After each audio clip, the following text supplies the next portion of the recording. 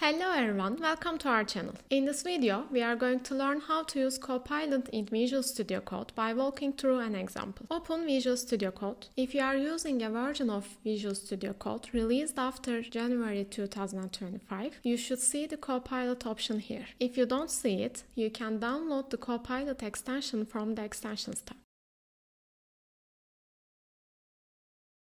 Alternatively, you can click here and select Sign in to use Copilot to proceed.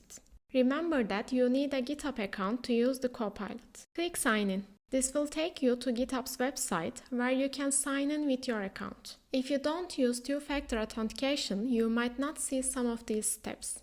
The sign-in process depends on your account's preferred security level. I got an error after the successful sign-in, yet the welcome email came into my inbox.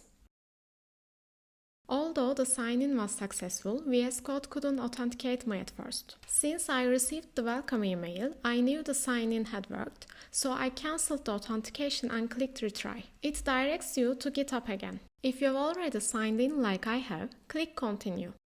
Then click authorize Visual Studio Code. Now we are ready to use Copilot in Visual Studio Code. Let's try it out in a console project. If you don't see the create.NET project button here, check out the video linked below.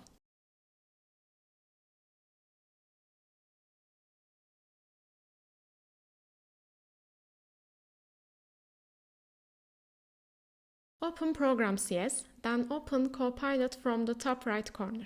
Prepare a prompt for Copilot explaining in detail what you want to achieve in this project. For example, you can write, each time I type new in the console and press enter, generate and display two random numbers between 1 and 6. Copilot will generate the code block for you. If you are satisfied with the result, you can click Apply to Program.cs or continue refining the code using Copilot. I am happy with the result, so let's apply it to Program.cs, run the project and follow my steps for configuration if prompted.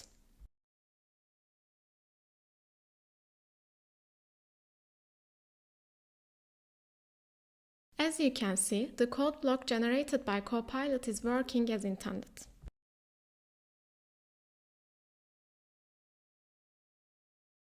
Another use case for Copilot is using to find and correct mistakes in the code. Let's intentionally delete some brackets and see how Copilot can help fix them.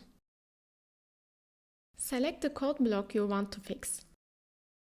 Right-click to open the Copilot submenu, then click Fix. Copilot actively detects and fixes the problem. Accept the solution and give it a try. It works perfectly. That's it. Thank you for watching. Please don't forget to subscribe to our channel and like the video to support us.